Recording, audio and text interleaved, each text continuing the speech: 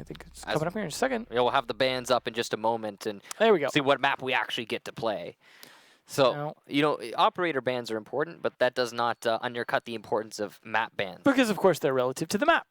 So, I mean, we have a smaller map pool this season as well. Yeah. For some reason, people think, you should ban this on this certain map. And, I don't know where they get the logic from, but it seems to be working for some teams. Right. Not so much for other teams. I mean, we saw some pretty interesting bans last map, especially. That last matchup. That was the most interesting bans we've seen so far, I would say.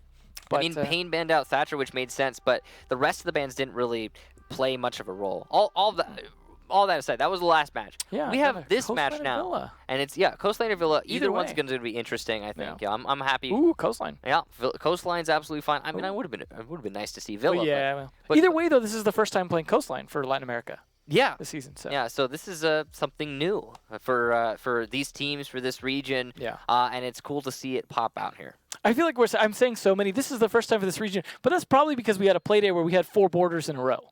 And that will tend to mean there's a lot of maps that weren't yet played. You know the cool thing about that? Yeah. You don't see border the next play day. Isn't that wonderful? I know. I know a lot of people were. It's great. A lot of the players especially were not necessarily big fans of the system, but I love it. Yeah, it's a lot of people have been like map diversity. And the thing working. is, it works in the long run. And that's the whole thing with this new season. The new setup. It's long run. It's long term. 6 months long. Right. It's thinking about how these teams are going to perform in the marathon, not the sprint. And sure, the sprint is more entertaining, but I think the test of endurance is better. Yeah, I mean, for us as well as them, especially with all these super weeks crammed in here.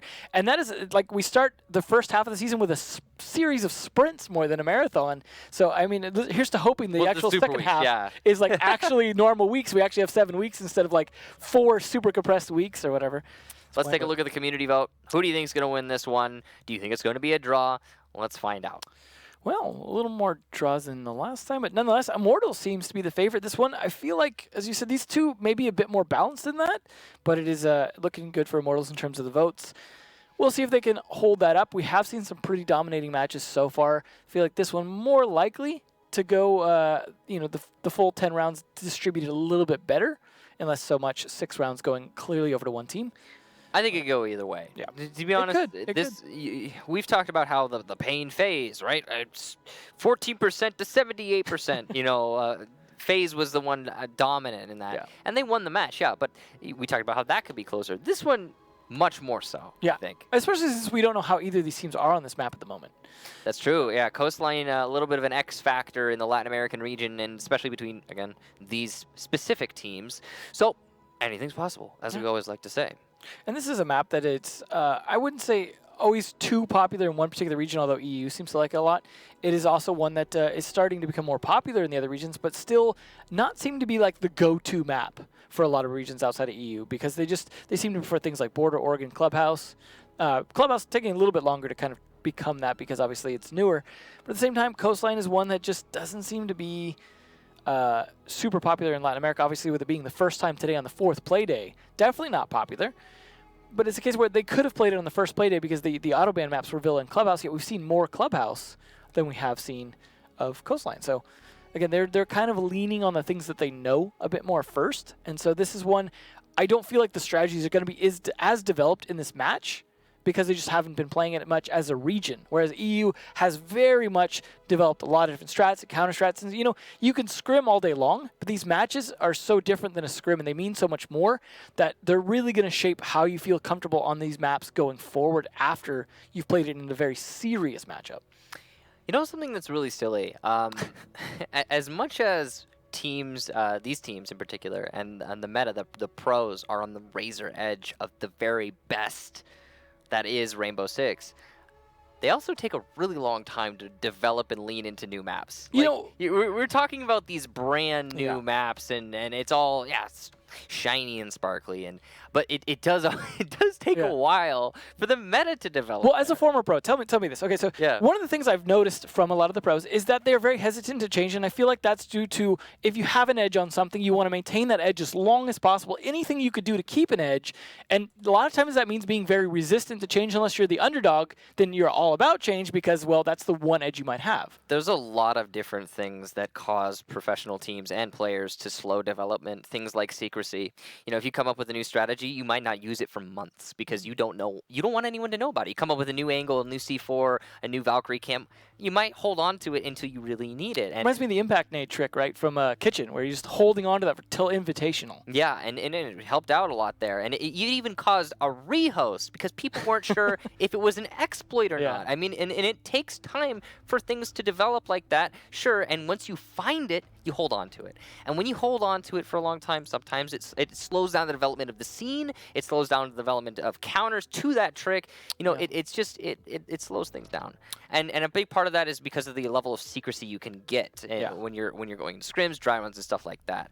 I mean, there's other things too. Like, for example, when you have an established meta, you know what you're dealing with, and it makes playing the game much more enjoyable, to be honest. When you're in a 5v5, everybody's communicating, coordinating, the meta is defined, people know what they're getting themselves into. Even if they're losing against a thing, they like that they know about that thing, that strategy. They've seen it before. It's happened in scrims. There's maybe one little X factor, a little change, an adjustment that's been made, but they like that they know about it. And it gives them an edge in terms of their mentality and how they play. And I think there's a psychological thing that goes on there in the subconscious of players where they like to stick to what they know, like you were discussing earlier, because it just makes it more enjoyable to play. Well, that's a good point, that there is the comfort factor in terms of, like, we're not just completely lost here. We're not just completely reacting. They're not in the driver's seat. We're refining what we're doing. And speaking of refining, we're going to see Coastline here, a very refined map. Yeah, no, it's I think one of the most recent maps to enter into the staple sort of zone of Rainbow Six, is specifically in this season is when it's starting to become that. But again, like we said, first time for Latin America. I'm still expecting a glass ban here, though. Yeah, I mean, we could definitely see a glass ban, a reasonable ban on Coastline. We'll see, though. I mean, we haven't seen these teams play on it yet, so we have no idea. I mean, we haven't seen any Latin American play on it, so we don't really have, like, a good meta, baseline other than kind of the common bans. Yeah. Golfa, but Blackbeard again, really Latin America, not feeling Blackbird. And maybe post TTS changes, if those go live, maybe we won't see as much bans of it. I mean, this will be like the millionth nerf to poor Blackbeard. He seems to be so strong still. It feels like the same situation with Lion in a way, that despite the nerfs still been, and that is a rare one. Don't see a lot of Zofia bans. Maybe there's going to be a lot of castle play. Yeah, we talked about it. Zofia, as an operator, usually flies under the radar. She does get banned, but not as often as others. Like that one. Mira, yeah, like that one. Mira, as an operator, gets banned out quite a lot, so that's not a surprise. And of course, here, this always feels like the wild card one to me. This is often where we see Echo or Maestro, but sometimes we don't. And so it's always like, will we see one of those? And of course we do. Echo gonna go, which makes sense. Maestro's still probably going to be played by at least one of these teams, and probably to good effect. Sometimes you feel like a savant, like you see the future. Like we watch this game being played often. When you predict an operator ban. But some of these operator bans are so common. I mean, something like an Echo and a Mira. I mean, come on, you're. It's kind of rattling how usual those are. What's funny is I feel like I'd like to see nerfs to certain operators that are often banned, just so they're banned less. So they're like in an area where it's like, well, just then they'll get banned less because they're less strong. Even if they weren't overpowered, like just these small nerfs that make people go, we'll worry about a different operator that's overpowered right now. I mean, maybe you see like the IQ, for example, who is being played in this match. You see, Immortals going to bring him out. The IQ is, of course, you saw those TTS those notes, and that really riled up the pro community. They started talking about it. A lot of people not a fan of the potential changes to IQ, and that right there is like, okay, yeah, she's getting played more, but what is she not getting? She's not getting banned, Devin. Once. I saw it once, and I think it was during Valencia. One time. And I'm sure it's happened a couple of other times. Maybe we missed something here and there. But she does not typically get banned. What's funny is that's a case of both teams want to exploit it. Well, potentially it's both teams wanting to exploit it. But I think it's more likely it's just there's so much to deal with. Yeah. On the defensive side especially, so many electronics, you need to be able to find out where they are. You need to detect them, otherwise you're cutting through all these layers of jungle. What's funny and is you don't have a machete. It wasn't a big thing during the trap meta phase that everyone was so worried about too. Yet somehow now that the trap meta fever has died, we're seeing it more, which is, I think, ironic. But We are actually going to start in Penthouse, which used to be the conventional one, and then this kind of kitchen has become, you know, a popular one as well. Sometimes Blue Sunrise. We are going to start up there, which is going to give Glaz, I'd say, a little bit more usefulness here. Now, Blackbeard, of course, useful on the window, which we will not be seeing because of the ban. But they are also going to be playing with a pulse, I imagine, downstairs in that kitchen to try and help counter this. I'm interested to see whether or not this Glaz is going to be able to live long enough to do some serious damage to this bomb site, or if he's going to be picked off early, maybe by a cheeky peek. That's potential.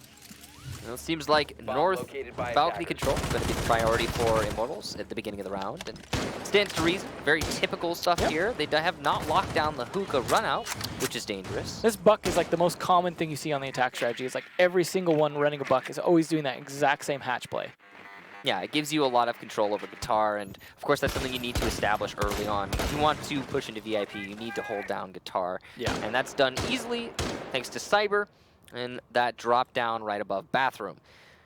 Doesn't seem to be a lot of pressure here from the defenders onto VIP. They're just completely forfeiting it and allowing Immortals to push their way in and open up this wall. There could maybe be a mute on the other side of that wall. Yeah, there's definitely a mute in play. Yeah, but we don't know where he is per se, and it doesn't look like any jammers on the wall. So this is really bad. What do we see here? A lot of players inside of A. That's a very dangerous way to anchor your site. Not to mention, if you start smoking in there and you can start, Glaz has a nice long angle into there, unless they're hiding in really good spots, you can spot them. Navi's from security will get Panico and choose to fall off the angle, not going for any more kills. Probably the right call in that situation. Playing it safe. What a shot from Dioigoi onto Ian. And a beautiful one indeed. A single tap. And now distinct man advantage here for Immortals. 5-3. Definitely looking good for the start of this here. And he's not even using his smokes yet. He is just peeking it, which is a little risky, but you know, you want to save those smokes for the actual push. Makes sense to do. Hopefully they've cleared the ADSs as well of Hugzords, because they're going to need him for this push. He is still alive, though. He could still potentially have one in his pocket, but he's not going to be anywhere in the room to actually use it. Hear the smokes starting to go off here, potentially. There's the toxic gas smokes here. So GDN trying to stall it out, but at least they baited one out with 45 seconds left. I feel like the attacker's strong advantage here.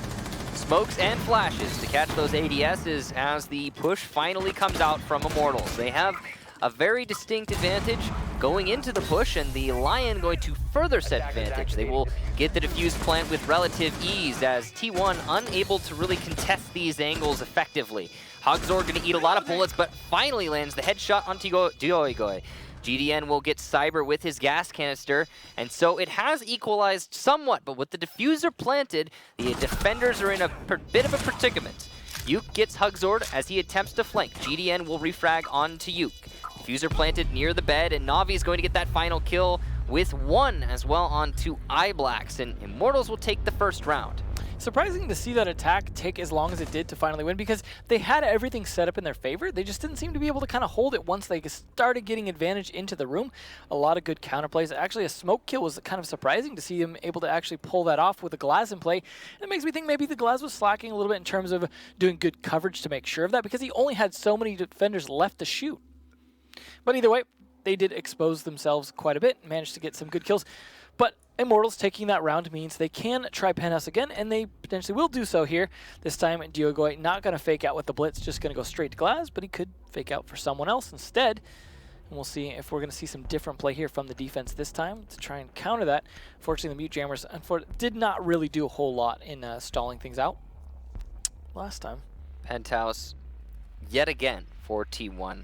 I don't really like the fact that they're going to be going back to Penthouse. Now they just didn't have a good VIP defense that you pointed out earlier. They just gave it up so easy. Yeah, so if you're going to not hold on to VIP even slightly, you're not going to try and contest it at all. I mean, it's hard to fight, and you really shouldn't. You can't hard roam in it. It's not possible. But they could have been roaming all the way over an aquarium and just kind of snuck their way over into it even. But yeah, exactly that. You can roam adjacent to VIP. You can roam underneath VIP. You have options, and you need to slow down that push. You cannot allow such a simple push into VIP and an immediate open of the wall. I mean, Immortals doesn't even have a thermite, and they're making it happen. They're just using a Habana. That's all they need, I guess. T1 has luckily rotated onto a Bandit, which means they're going to be able to trick that VIP wall, but I don't know if it's enough. I mean, at least they're not bringing in Thatcher or anything like that. They're going to make it a little bit harder. they're also going to be having roamers downstairs. So this is what we were talking about earlier. Having that pulse with the C4 down below. They're even going to have other roamers to support. T1's made the adjustments they need to make. It's definitely a situation where these are this smarter, better setup, but at the same time, you're going to see adjustments from Immortals as well. In this case, he's trying to pressure that window a little bit early. Going to go for the usual spots here, but they're still setting up in T1, and look how low his health is. You saw how important Smoke was last time. He needs to keep alive as long as possible. He should not be doing that late of a setup. Definitely ill-advised from GDN, and he's going to be on low HP as a result.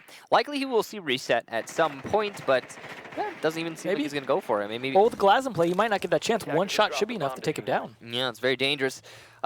Now, T1 have managed to maintain their man count in the first minute, so that's a good change there. But the attack is still very efficient here from Immortals. They have managed to secure control over Guitar. They are pushing into VIP, and eventually they will get that VIP wall.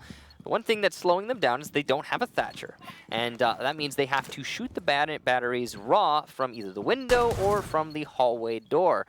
Either way, they're going to have to get that done soon, and it looks like they've actually managed to pull it off as the Ixqueros from Uke finally detonated. That's definitely not a good start, and one already trading that onto iBlacks. That is the Legion down. No more trip mines to come on when they start to actually push into the site. It's definitely going to be bad. As you saw, the IQ was able to spot the ones that were there, meaning no new ones are going to come up, and that's definitely going to work in Immortals' favor big time. Slow going still here. Looking for those angles. C4 from below, though, will catch him. Panico, such a good read. And with no more glass, that means no more visual through the smokes from Immortals. A huge play for the Pulse. I like this flank there from Navi's. Could come out and put a lot of pressure from behind, and that means you might not need the smoke for this plant, assuming he can land his shots. But he kind of chickens out a little early. Smoke itself, he's down. This works as a reset, I suppose, if they could pick him back up. Yeah, a little bit of a misplay there from Navi. He's not getting a little, somewhat aggressive, but at least he does some damage. Cyber's going to be able to finish off GDN, as probably after he gets picked up. Oh, mid-air, Uke hits the C4s. Navi's gets Ion through the hallway. Hugzord will refrag onto Uke, and it's a 2 versus 2 with 28 seconds. Downstairs, Navi's trying to force these roamers back to site, but there's no one to catch the T1 defenders, and Hugzord will make it into that projector, dodging the nade narrowly, but Navi's from the hallway will get that frag. The final defender now, Panico, coming from behind. He might be able to catch the flank, but no, it looks like IQ holding the right angle, and Navi's will secure the round. Immortals take 2 in a row. A nice play there by Navi's, making sure to watch that. They did have good control of it finally once they were able to take it out, but I felt like there were some good attempts from the defenders. The C4, the first throw was great. I mean, we got to see both of them in first person just flying at your face, but it was impressive to see the C4 shot out of midair online, because we talk about sometimes that's one thing you can do on a LAN environment much easier. Rare to see online, but that was such a long throw that maybe a little more possible. Not to mention it was kind of a repeat of the previous throw that Pulse did that got the glass. So, I mean, it was a good sight, but unfortunately couldn't pull it off a second time.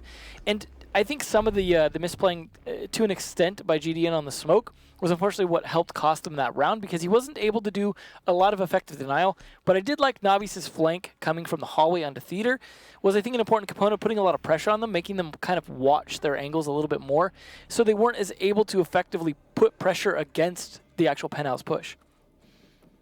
Well, you know, we always talk about how, yeah, shooting that C4 midair, definitely easier on LAN.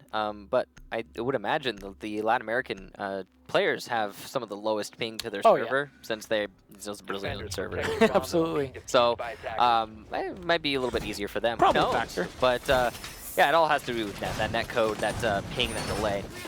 All that said, finally, T1 adjust their defense and choose to go to Kitchen instead of the Penthouse.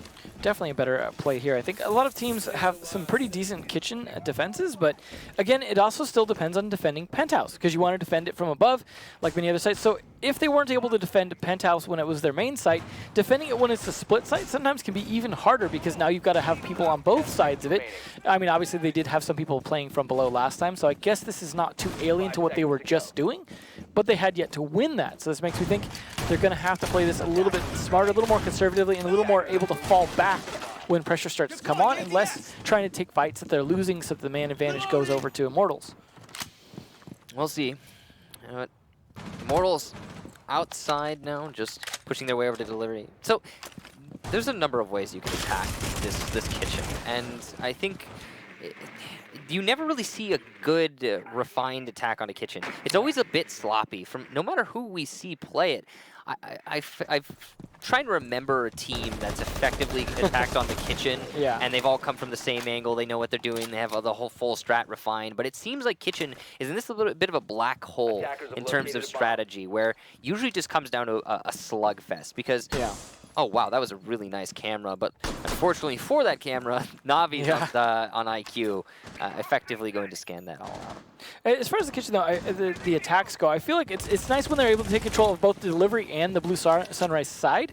So they're able to actually pressure a little bit from both sides. And it's just, if you can hold sunrise and keep it clear and stop any flanks from coming over there, it makes it so when you're able to clear and take kitchen, potentially even from the window, and pressure a little bit from delivery, you can start to get in there because there are some angles inside the kitchen that favor you when you jump in that window, assuming they don't have control. Like, let's say they don't open up that long hallway wall and start to pressure you from the courtyard. So it's the lack of rotations from them. As long as that courtyard doesn't become a big impact on you, I think there are viable attacks on it, as you said, but it's just a little sloppy for most teams.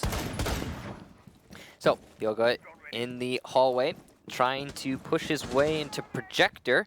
There are two defenders by Projector, one inside, one outside, and you can see Navi's trying to find that one outside. On the mark, will finally spot out the defender, but miss a lot of shots before eventually landing the headshot. Cyber also got one of his own, and T1 now at a severe disadvantage. All of these defenders have been contesting off-site. GDN, though, in-site, will get a kill on the Cyber as Cyber opens the floor. You got to remember, those angles are two-way, so that's going to be a little bit of an equalization. However, not nearly enough. As you can see, Immortals have that control, they have the time, and they have that man count advantage. Hugzord potentially disconnecting in the middle of the round. Unfortunate, it does happen though. Yeah, hopefully, I'm not sure if he was still alive or not, but at least that means we don't have to go to a rehost for the next round. Glad he made it back. Yeah, thankfully. But advantage over here to Immortals. It looks like maybe a third round. They do have control over delivery, but in the hallway, one will be eliminated by iBlacks, holding onto that main lobby. Defuse plan is going down. Marks will ensue, but a stick here from Immortals. GDN, though, with 2 blasts from the shotgun and 1 round as a result. 2-1 will be the scoreline. T1 finally fighting back. That was a little awkward that he was able to win that fight because the one person who could see actually through the smoke did not kill him. That was an advantage they should have had, being able to pop him with that glass. But hey, full advantage of that shotgun, and that was a nice play. The one nice little tap kind of through the grating was a good one to get that kill and stop the plant from being a big problem for them. Maybe sticking 2 people right there trying to defend it, that wasn't great when you had the doorway, but that was just down to maybe not having the best plan for defending the diffuser once you got the actual plant down. Either way, though, there's only 1 point on the board here for T1. They're going to have to try and get at least 1 more so they don't come out at a huge disadvantage out of their defensive rounds. But the 4th one here coming out onto Penthouse again. Hopefully they have a good idea what they were doing wrong. They did make some good adjustments last time, like you're talking about the bandit going there, but it didn't seem to really do a ton for them.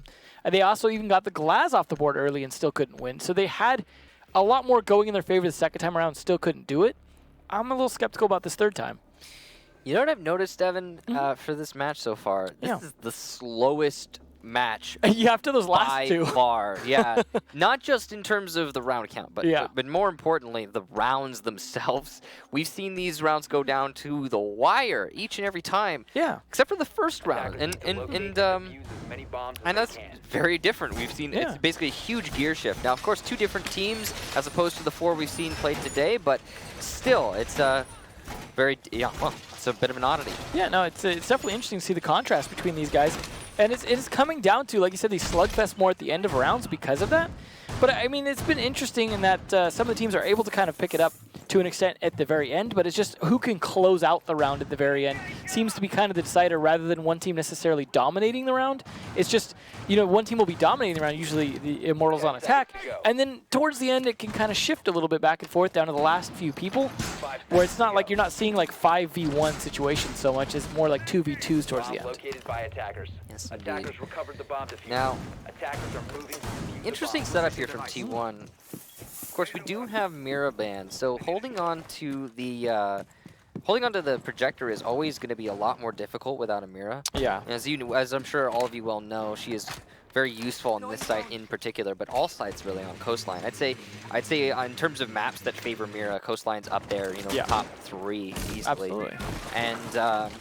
And I think that's part of the reason that T1 has struggled so much to hold Penthouse. Well, you saw him reinforcing the wall this time, at least for Glass.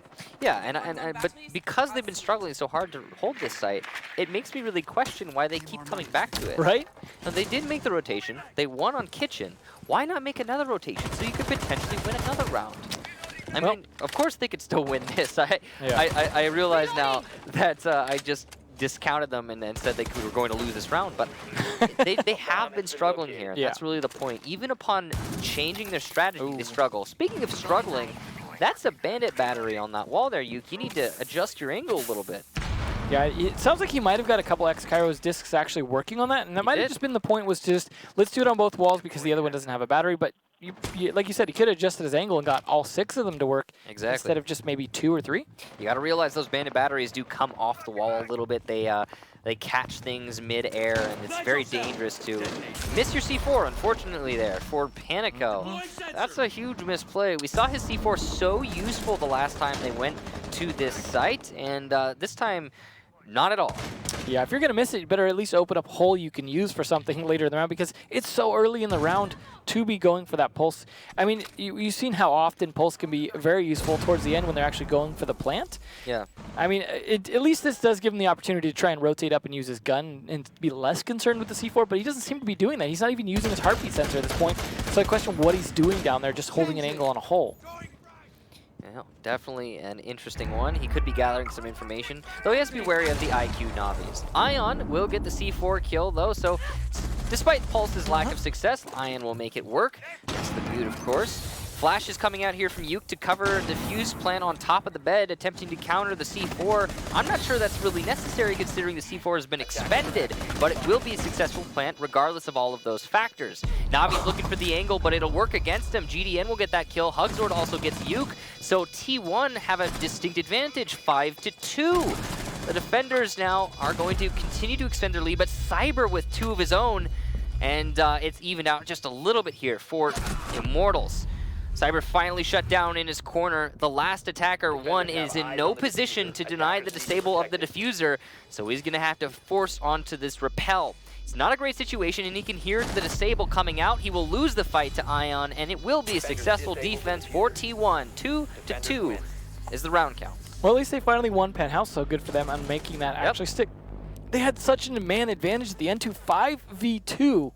Post-plant. That's such a weird situation to see, in that they had already captured everyone around and managed to get all those kills to actually get the defuse. How long it took them to actually defuse it was surprising, but nonetheless, it's, you know, a loss is a loss for the attackers. They weren't able to stick that at all. I like the idea of trying to stick it on the bed, but like you said, they didn't really need to go for that plant because they had all the C4s had already been used, but, you know, maybe they're not keeping good enough track of that, doing the arithmetic of it. We'll be going to Blue Sunrise, though, so we will finally see a different defense as they won both Kitchen and Penthouse. So now they have to go to their third, and in this case, it's going to be Blue Sunrise Bar. And I'm going to see how this is going to play out, because this one, I feel like it's a lot of times very dependent on good smoke play. So GDN has been playing fairly well so far. Ooh, the Capcan instead of a Vigil should be fun to see. We rarely get to see, as I mentioned before, the Capcans in effect, in that a lot of times, you know, an explosion sounds like an explosion. You don't necessarily register the audio of it, and you also, unless it gets a kill, you don't see it in the kill feed because it's not lethal like it used to be. So it's a little harder to tell how effective those are being throughout the round. But it is something that can slow a team down at very best, even if it doesn't get any kills. However, with the amount of IQs being played, I would imagine probably not going to be too effective if it's anywhere near the outside of the map. Yep. Slowing down the team is definitely something that T1 are focusing on here. You got those castles, you got those Capcans, you got those legions, and I think that's a note that they're really going to be hitting on.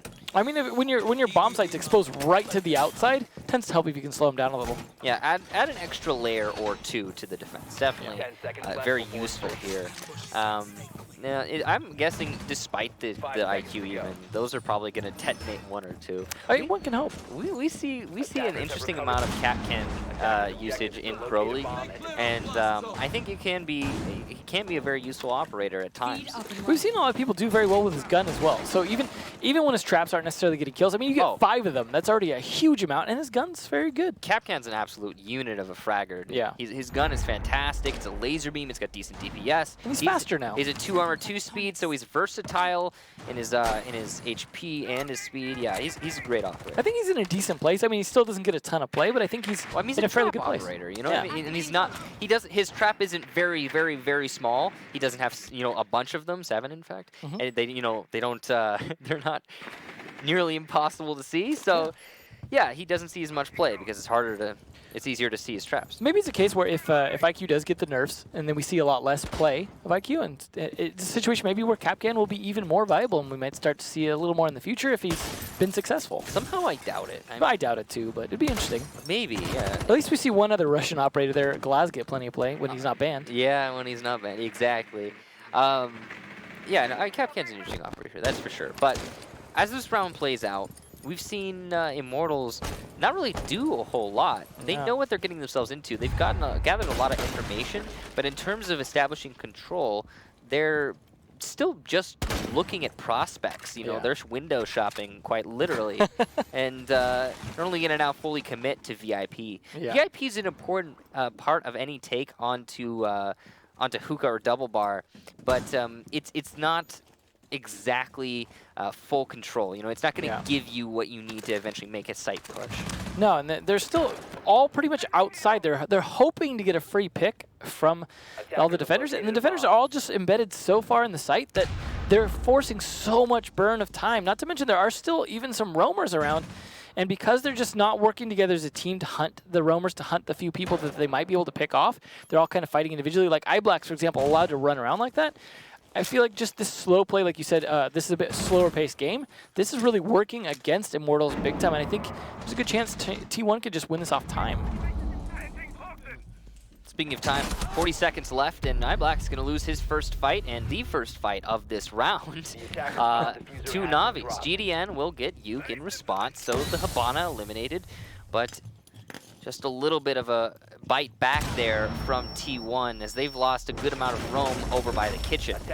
Sandwich being opened up, Ion going to respond with a C4, but it will miss. So no control reestablished through the vertical play. Panico will get Cyber completely elsewhere though.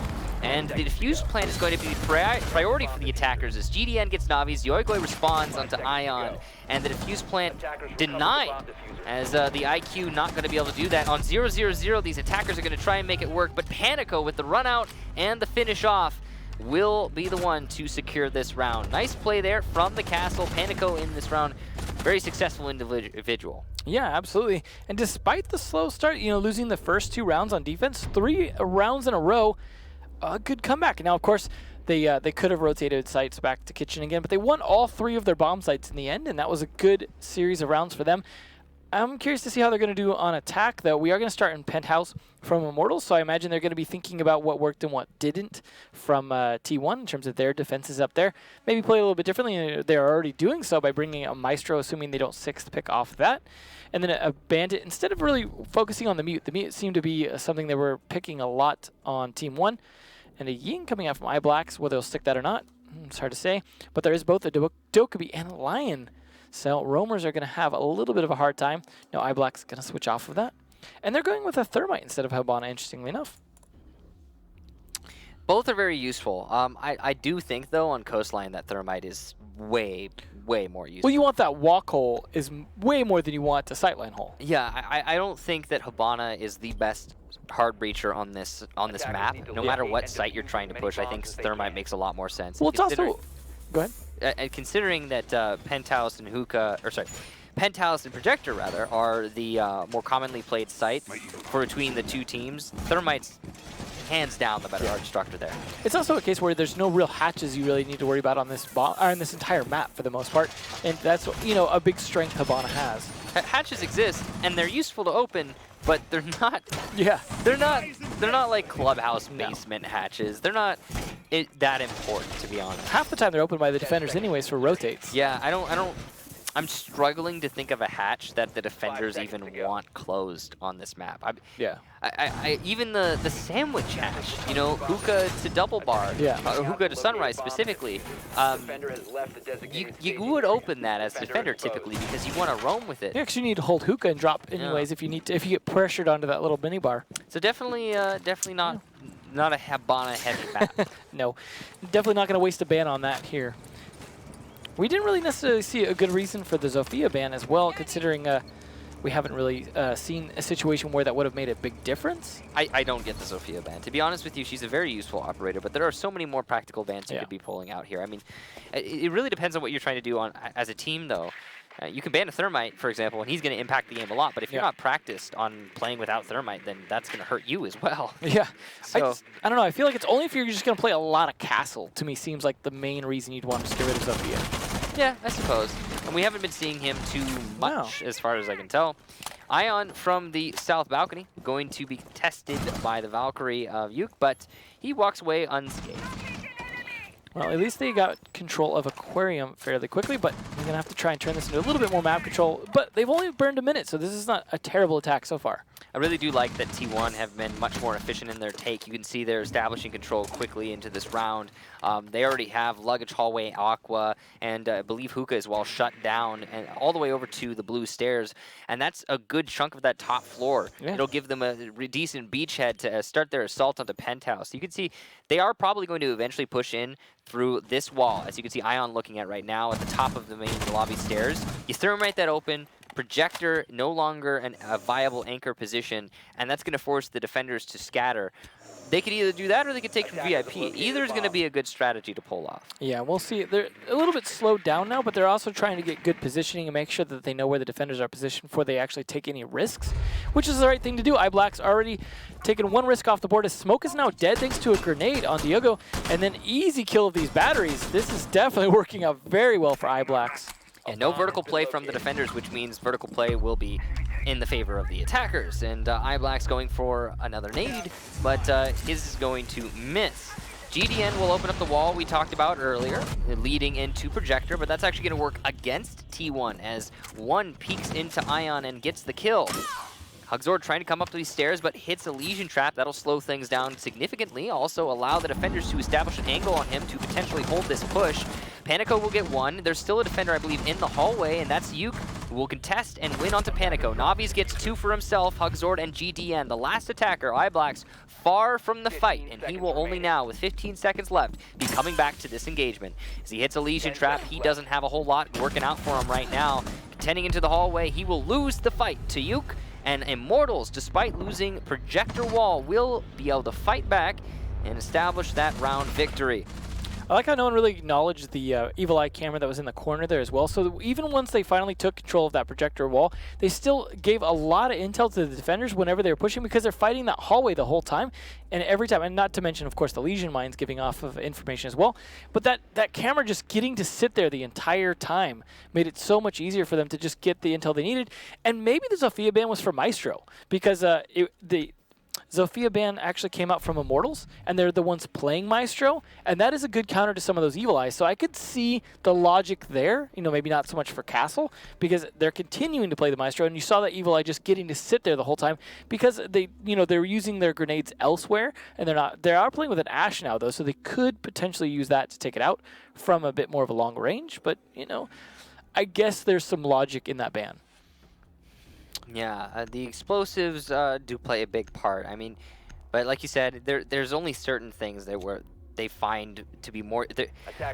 There's only certain things where that utility is more useful than any other thing that you can bring, man. Like, and you said it right. It's the castle is one of those standouts, and we just haven't been seeing that played. Maybe there was an expectation though. Maybe a misread by Immortals. Maybe they figured T1 would play castle. Yeah, I don't know what the theory was there. I mean, regardless, it is what it is, and it's done now, and I don't think it's really influenced this match very much. 3-3. So we've seen, this is probably the most, well, this is unquestionably the most even contest we've seen today.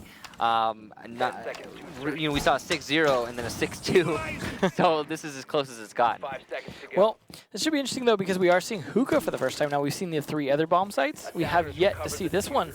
So it'll be interesting to see if they're able to defend this one well, or if they're going to end up a situation where they have to kind of come back a few rounds as well. At least they were able to win their first defense on Penthouse, and that's something that we saw the other team struggle with a lot. It took them, what, 3 tries before they finally won a defense on it? So my favorite thing about this map has been and always will be that all of the sites are see play, and you gotta appreciate that diversity. Yeah. You know, as much as Consulate was the first map to really perfect that, where 3. you got those 3. Yeah, but it's only 3, and more importantly, it's a rectangle. Yeah, You know, sure, this map's kind of a bit of a donut in a way, but or I guess a square with another square in the middle. But at the same time, the sites are very different from each other. On Consulate, there's a lot of similarities. I think some of that comes down to the outside access as well. There's very different outside accesses. The VIP Hall of Fame on Penthouse. There's those outside kind of doors in that weird sort of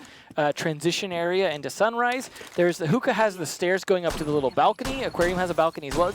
It's very different outside access, and at least a very different attacks and defenses. Not to mention you have the kind of the different things like the little bar inside Hookah. But in the meantime, iBlacks, who's been, I'd say, the most effective attacker here on Team 1, getting a kill on a Cyber early, going to start things off nice. Unfortunately, not the smoke this time, but that is going to take at least Jaeger out of play. And definitely an important kill to have. Utility likely already used, of course, from the Jaeger. But control over Aqua, and that's the most important thing as they start pushing their way over towards Billiards.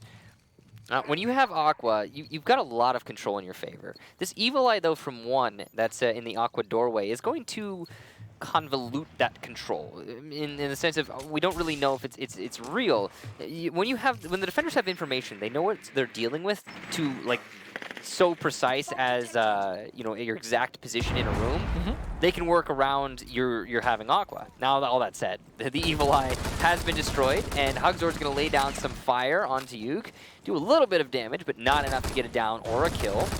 And this is working out so well, so far very well for T1. I like you can see the coordination between them. You saw IQ calling out the spots for the shock drone to hit. You saw the flank from the balcony from the Dokkaebi. They're working very well as a team in this attack. But again, 35 seconds left. These slow pushes. They are certainly fatiguing, and T1 going to have to step up that initiative. On camera in the hallway, and a fallback there from Na'Vi is very smart to fall back in that position. Ion was just about to get a kill, but now Ion is faced with a hard angle that he's going to have to fight into VIP, and there's only 13 seconds left. 5 versus 4, 13 seconds. That is absolute insanity. GDN going into an attempt to plant. The smokes are going to dissipate. Diogo will get blacks as he pushes in with the shotgun. Navi's gets Hugzord, and Diogo gets another one onto GDN. Nuke shuts down Panico. I mean, it's just a slew of kills here for the defenders. You don't have enough time to get an actual attack. Yeah, they're just spending so much time. I mean, they're like you said, they're doing a good job getting that initial map control. It's the transition between map control to site push that's just not happening. Great teamwork, like I said, between everyone getting the initial attack in terms of getting the map control, taking out that Evil Eye, things like that. But they just don't seem to be able to get the intel they need for the push potentially. Like they're just not getting the good positioning on the defenders. Because of that, they're not confident in their pushes. They're not getting into sight. They're not going for a quick execute. And that's where there's just the big gap that's costing them, at least a minute leading to those super late pushes. And I gotta, credits to Immortal in that they're, denying that much.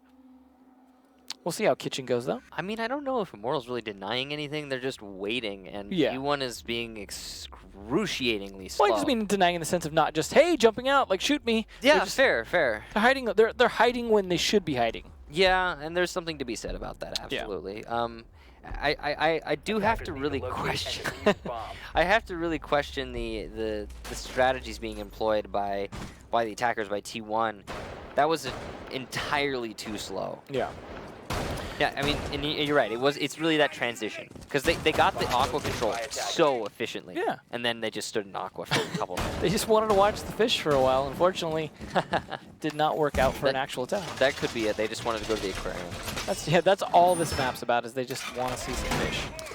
Well, Immortals going to what I believe to be Penthouse. Didn't actually catch it. Kitchen, yeah. Is it Kitchen? So Yeah, because they successfully did Penthouse and Hookah, so they have to go somewhere else now. Right. They're going to be going over to the Kitchen. They're going to be roaming in Penthouse, and interesting setup coming from the Alibi upstairs. Yeah, it seems weird to put one of those on a hatch that could get blown, but you know, hey, if that hatch is not going to get blown, I guess it doesn't really matter too much. I mean, it's easier to shoot the hologram thing than both hatch, so I mean, it doesn't really matter where she puts it, I guess. Yeah. I mean, it does deny her rotation, though, if she wants it later in the round. Yeah, I mean, we'll see, though. That's not a big factor. You get 3 of them, and they're not, like, a super critical. It's not like an ADS from Jaeger where you're like, oh, no, I need that. That's going to be super important later. Exactly. But either way, I think, honestly, Alibi is interesting as an operator just because she's kind of disposable.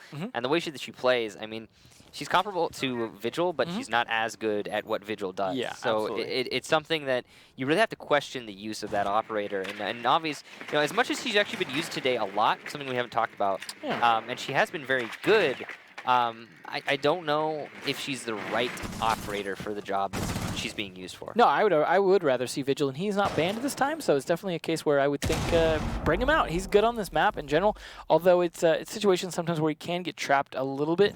I mean, trying to deny the drones, but they're playing mute, so he'll get trapped just as much as Navi's will get trapped playing this operator. So it's definitely questionable. Plus, I think his guns are better. I mean, that's really what makes Vigil. If his guns weren't good, then I don't think anyone would play him. Yeah. Well, either way, another slow attack here. Yeah, they got Aqua again, but they still need to turn this into attack downstairs as well. They're spending so much time on top floor control here, and surprisingly, despite the roamers running around in here, Immortals just not giving up any kills yet again, and I feel like Team 1 are just not able to push fast on the roamers, giving them so much time to move around and potentially even get back to site here. Yuki even off site. This is a very roam-heavy defense, more so than we'd seen from Immortals the last couple rounds, yet none of it being punished just yet, surprisingly. And Team 1 are just going to find themselves, unless they get a bunch of kills here early on, they're going to find themselves again in another 5v5 or 5v4 situation, trying to push in the last 30 seconds. Well, we're down to the last minute, so we're getting close to that exact situation. Immortals have a decent amount of control, and they're just waiting like we've seen before. Team 1, on the other hand, they also have control, but not on anything in particular that's relevant to the site. Ion on a long angle will get Navi's attempting to rotate into the luggage hallway, so Immortals doing a little bit of what we don't want to see from them, and that's getting aggressive. Still not an important kill, though. Yeah, not a huge kill, but a kill nonetheless, and the first one in the round. With only 30 seconds, all of these kills are going to be highly relevant. I don't even know where the collapse is going to come from T1, but they start, it looks like, pushing their way into Kitchen. iBlax is going to get the kill through the smoke, and thanks to iBlax pushing in through his own smokes, he's going to be able to allow that defuse plant. Hugzord also gets the Oigoid. Not a whole lot of anchoring going on here. Cyber from behind will get Panago, and he will also get Ion. Good flank here. And he'll get a third onto iBlax, absolutely on fire. He's the last defender, though. He's going to have to ace to win this round. The open kitchen walls could aid him in that regard, though. He gets GDN, dodges some shots from the DMR of Hugzord.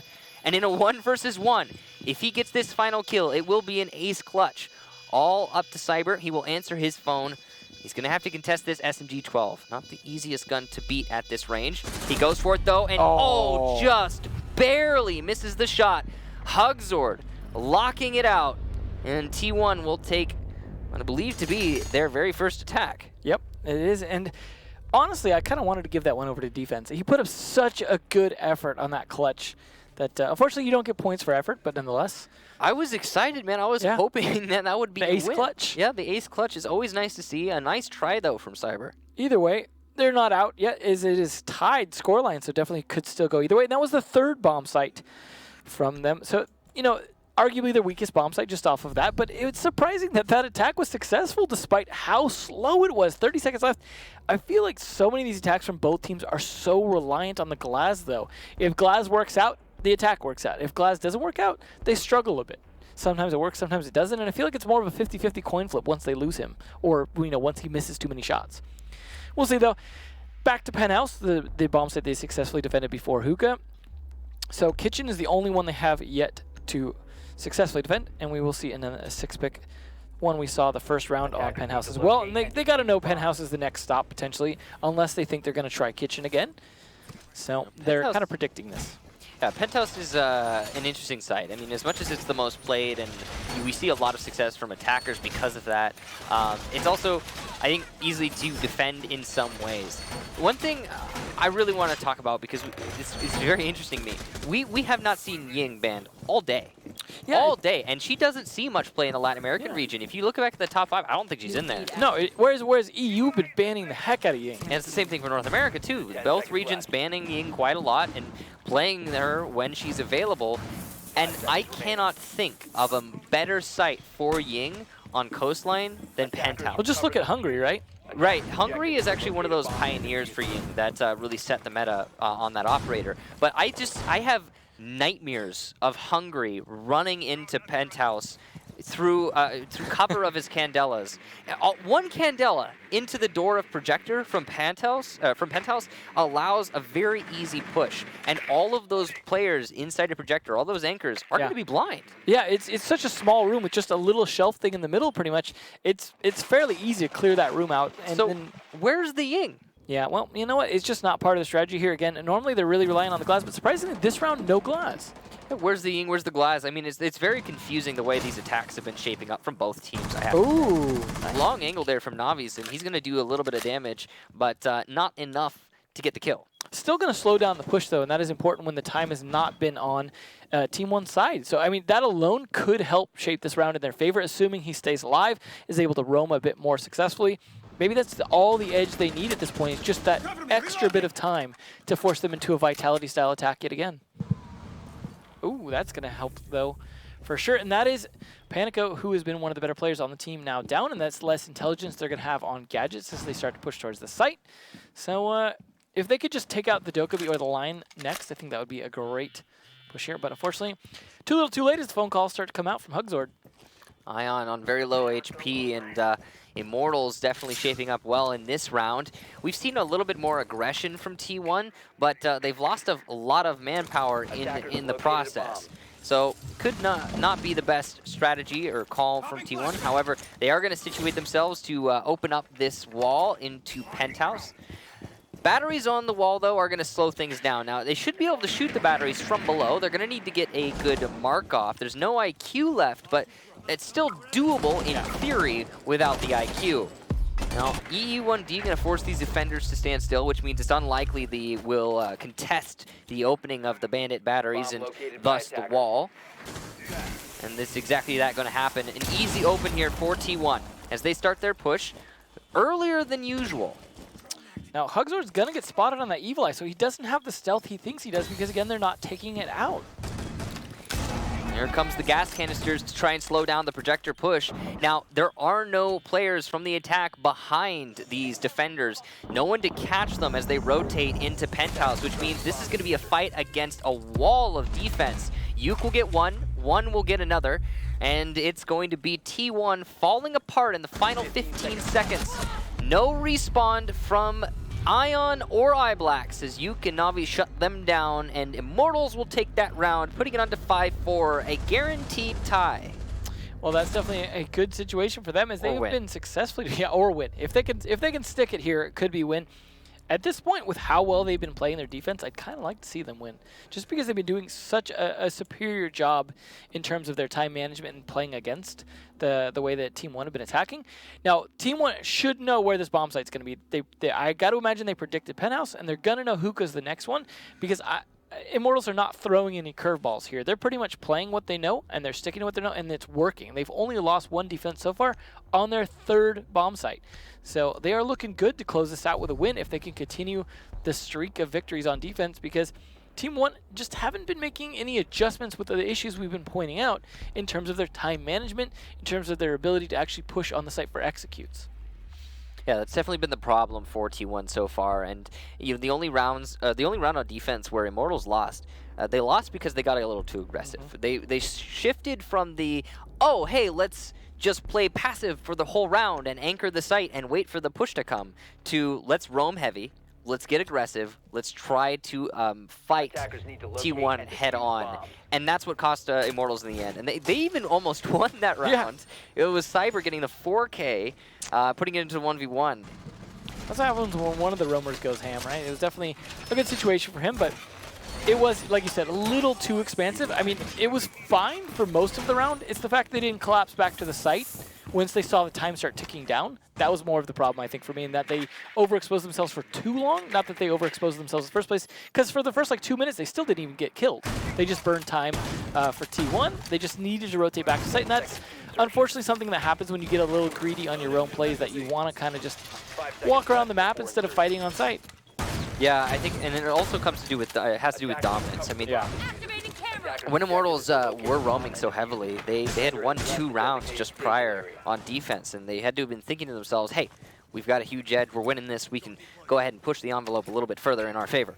But that worked out in the opposite way, and Only once, so. yeah. So they've realized they need to just play slow. They need to wait out T1, and if they can do that one more round, they're going to get the victory. If they can't, it'll be a draw. I have a feeling they probably will make sure it works again this round, because that was the one round on that one defense they did that. They haven't seemed to want to kind of repeat that because, well, they've been doing so well on these other sites that they seem to have a better strategy for doing that. Maybe they're just thinking Kitchen's kind of more of their retake site and didn't work out for that, but these other sites just... there's no reason to change up their defense for the most part from what they did previously because it worked so well. Again, T1 obviously going to take Aquarium control early and then just not turn that into anything if history repeats itself. And that's what they're going to be counting on is don't over-push Aqua. Just let them have it because they don't know how to actually turn that into an attack on Billiards. Hugsword at the top of main lobby stairs is going to be looking to see what he's got to deal with. And this is more of the same, I think, from T1. I mean, they're circling around the site, you know, and they're starting to try to engage the Pioneers behind the wagons, but they cannot really get a good pincer. They couldn't get a good pierce into those wagons. As soon as they get to that site, they hit the Great Wall of China. They don't know what they're doing, it seems. Turning into Oregon Trail for them, and unfortunately, they're going to have to ford the river. But a minute 20 left, and as we said, still not a whole lot happening here for Team 1. I mean, the worst part about this is there's not a lot to talk about, really, because you got a situation where T1 is just waiting. Yeah, and I think they're trying to get some kills. I mean, you see Panico, as you can see, he's trying to nade the hallway. Very common anchor position there, but no drone prior to the nade. You can guarantee a kill if you know someone's there, and if you don't, you save some utility. All that said, Navi's pushing downstairs on the roam, gets eye blacks, and he's going to fall back to blue bar. Looks like T1 is adjusting to clamp down on him, but I have to question that decision considering there's only 45 seconds. Yeah, they don't have enough time left to hunt him at this point, and smokes are going to delay Panico even further. There we go. Yuke getting one, Cyber getting another, down to 2v5 on what could be the last round here. What is very likely, well, yeah, it's obviously the last round. I meant for... Regardless, we could be a victory or a draw. Yeah. That's what you meant. Yep. Panico contesting from the hallway. Ion gets 2, Cyber and Wow. you. So a little bit of an equalization, but Ion's on such low HP, and Panico's still locked out from those gas canisters. On blue stairs, Panico gets a kill. On 1 HP, though, he will be shot down easily from any of these defenders. Almost a second there for Panico, but a third for Ion, and Navi's will get the trap kill. T1 will lose out. Immortals get that 6-4 victory, but it was oh so close in the end. Yeah, it definitely showed that they were just not that great on attack, but they were really solid on defense, and that's where Team 1 definitely had a weakness. So looking back on this, gotta love the Legion skin.